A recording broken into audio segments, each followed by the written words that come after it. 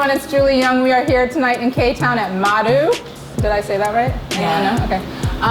And we are here with my girl Awkwafina, one of my favorite girls ever, and Nina, who is Aisha Lee's daughter, the founder of Korean American Story. Yeah. So how you doing, girl? I'm good. How are you? Good. Happy nice. New Year. Happy New Year. You always look nice. It's not our New Year though. That's true, actually. You're right. Or that's a Jews' New Year. You know, at my kids' school, they call it the Chinese New Year, and I was like, no, people, lunar. Right, lunar. New Year. It's like Oriental. Yeah. Okay, so I have a little gift for you. No, really? I do. From Philip Lim? From Philip Lim. Damn, girl, from you ballin'. You are a boss. Should I open it now? Yes. Oh my god. I should give this to my grandma. When the holiday season rolls around, there's no slipper, no snack. Yes, only. Should I hold it? Hold it close to your heart. No, let's put it over here. Okay. Let's start from the beginning, like I always like to do. Okay. You were born in Queens. Yes. I was born in Long Island. You were? Yeah. Really? I was born in Stony Brook University Hospital, where my grandma worked, and all of my uncles and aunts went there for college, and my dad. But you grew up in Forest Hills. Forest Hills. Okay. And you grew up mostly with your dad and your grandma. Right. My grandma took care of me most of my life until I was like 18 out over there. So how do you think you were affected by the fact that your mom died at such a young age for you?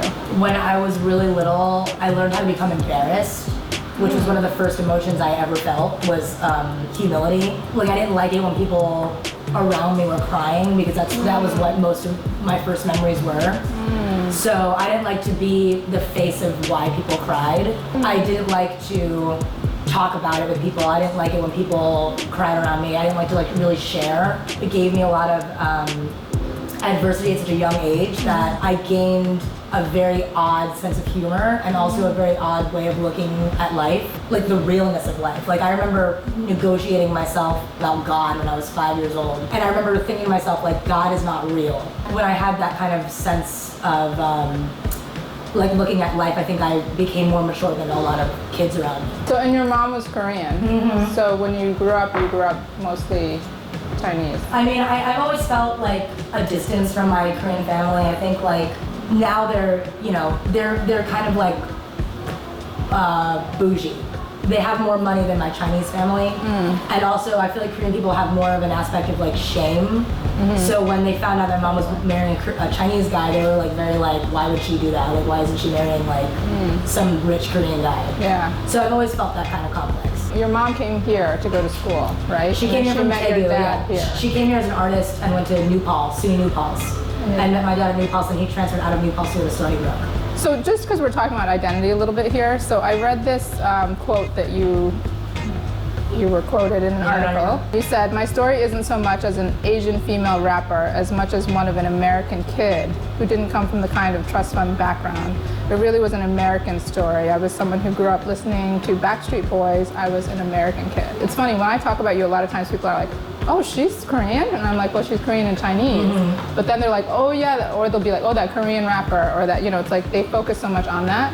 But you're like, that's not really what this whole thing is about, right? I think I was raised like a lot of Asian American kids are, with that element in their life. Like, I was raised by an old Chinese lady. There were a lot of like fly swatters and like black scratchers.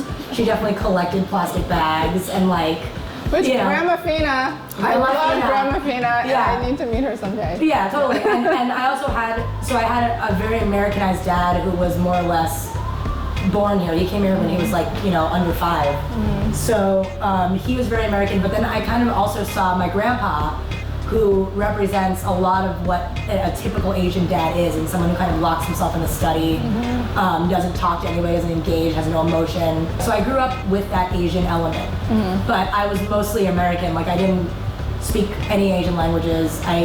All of my friends were American. The Asian cliques in my school did not like me. They didn't get me. They thought I was too weird. They thought I was too boyish, So I had a very aggressive personality even at such a young age, Okay, so you went to LaGuardia High School. Yeah. And then you went to Albany, SUNY Albany? Yeah. Okay, so I read your immigration paper. It is so well written, but also it's so captivating. It's so it's such an amazing story. No, seriously. This is so awkward. I'm like blushing right now. Who told you all of that history? My insane grandma. Yeah. I went to SUNY Albany right after I spent a year in China, so it was that roots trip. As we all know, you wrote Awkwafina's Guide to New York City. Yes.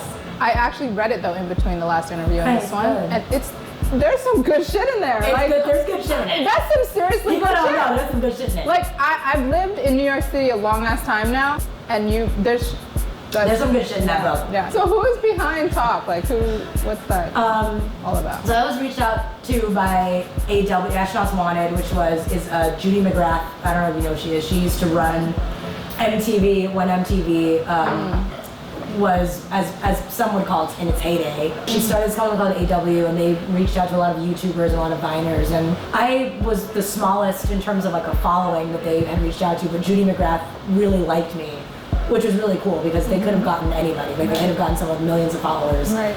But she came to me and she said, like, if you could do anything you wanted, like, what would it be? And I said, like, well, I would do a talk show with like strippers and homeless people because I feel like they're the two most entertaining kinds of people. How much input do you have? For the first season, I wrote everything. Oh, did you? I pitched most of the sketches. For the third season, we got a writer that wrote some sketches, but all of the sketches were mine. You know I have 8-year-old twins, right? Yeah, I know I don't look like I do, but I do. So cute.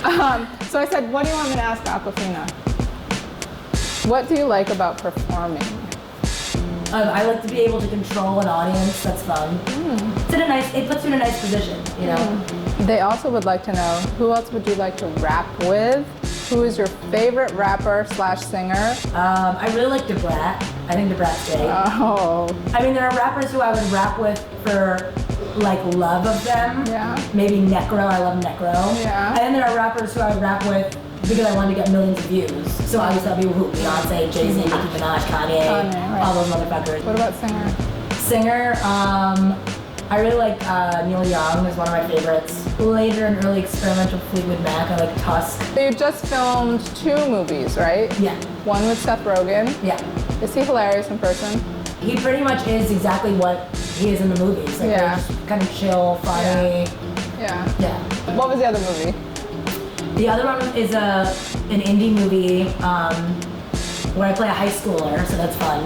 It was directed and written by this new up-and-coming powerhouse writer named Olivia Milch. She's an excellent writer. Do you ever, sort of stop and think like, wow, my life? Before I became Awkwafina, I was not in a good, like I was very much like in a quarter-life crisis, like what the fuck am I gonna do? Your dad encouraged you to be like a... Be an inspector. It was your grandmother who was like, no, let her do what she wants to do, right? Yeah, I mean, my grandma's like totally an enabler. Like my grandma's the kind of person that if I was a heroin addict and I was going through withdrawal on the floor, she would be like, okay, just have some heroin. Yeah, so my grandma encouraged, like always been on my side.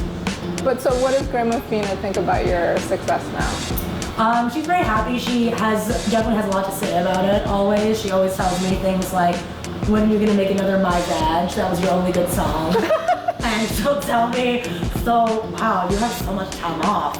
What are you gonna do? Like, I saw her for Christmas, and I had just kept working 2 shows and 2 movies. Right. So I was really busy, and I just had a breather. So I came, and she was like, you're depressed, and you don't have it anymore. What are some things on your bucket list that you still have yet to accomplish? If I were to die tomorrow, or get diagnosed with some kind of a horrible illness and I give it only 3 days to live, I'd be fine, you know? Like, I think I could die right now knowing that, like, I exceeded my expectations of anything I ever set for myself. I think that in this industry, the trick is to be ambitious, but to not be delusional. So I think that you start to fail when you say, well, I'm gonna be the star of this, and I'm gonna write this, and I'm gonna do this. So, I'm very content with what I have. I never thought that I would be a rapper, to be honest. These are things that I just love to do. I never thought that I could make money off of what I enjoy doing. Honestly, like, my passion is producing music. That's what I, to this day, spend hours doing, I see, like, my rapper friends who, well, maybe Rex Dizzy, who, like, will go to a hookah bar for 4 hours and write his new album there. Shout out to Rec in LA now. You should be here, right here. I can't do that, so I don't ever spend much time writing rap lyrics. I spend far more time writing beats. Did you listen to Rex's new album? Yeah, it's great. So Rex I'm on one of the best tracks. I know. You sound hot on that, girl. Thank you. You sound really hot. New album. Download Rex's new album. You can't be serious. On Spotify. Streaming on Spotify. And pretty soon and iTunes. When are you happiest? Right after I've been really productive. And Like- I'm sitting. You know what I mean? Right. Mm-hmm. And I'm happiest right after I play a show. The feeling of after playing a show that was a good show is better than any feeling. And you're on a constant good one for the whole night. Tell me something about Nora that we don't know. I'm very reclusive.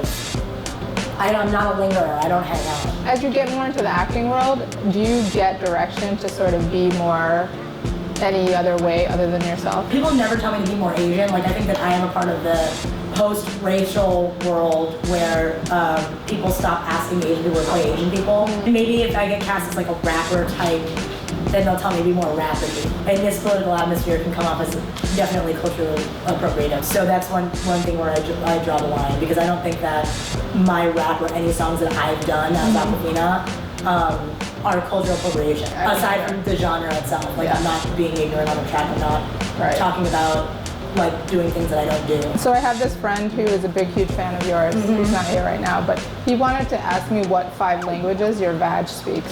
My vag speak 5 different languages. It speaks American Sign, which was very hard for me. That is so impressive! Very Oh my hard God! to learn American Sign. It speaks Spanish really well, French. Pretty much all the languages that love my vagina speaks. Italian. What else? Dutch. Portuguese. It speaks. He also wants to know if you're gonna have a new rap album coming out soon. Yeah, it's in the works. If I do come out with a new album, it's going to be free on SoundCloud. Alright, that's cool. I think what Julie was mentioning before with you, like not being a Korean American, like woman, rapper, or whatever, like not wanting to like label yourself or pigeonhole yourself, like do you feel any pressure to represent just because you have more of a platform? I didn't like to be pigeonholed as a feminist when I first came out. Not because I'm not a feminist, but because I didn't want to let feminists down by like saying like taking their cause and using it as my own, and then eventually saying some shit where they're like that's not PC, like that's not nice. I definitely have a platform, and I think that what I say actually affects people, and I think that people relate to it. But you know, there'll always be my personal beliefs. You know what I mean? Yeah. Alright, Awkwafina, thank you so much You're for welcome. joining us Don't tonight. forget Farmer Market. Someday. You're done with that, right? We need another round. Wait, are you gonna do a karaoke song for us? Can you do a karaoke song for us? Sure. Alright, what's your karaoke song? Oh, I can do Dreams. Is that gonna be legal though? What's- About.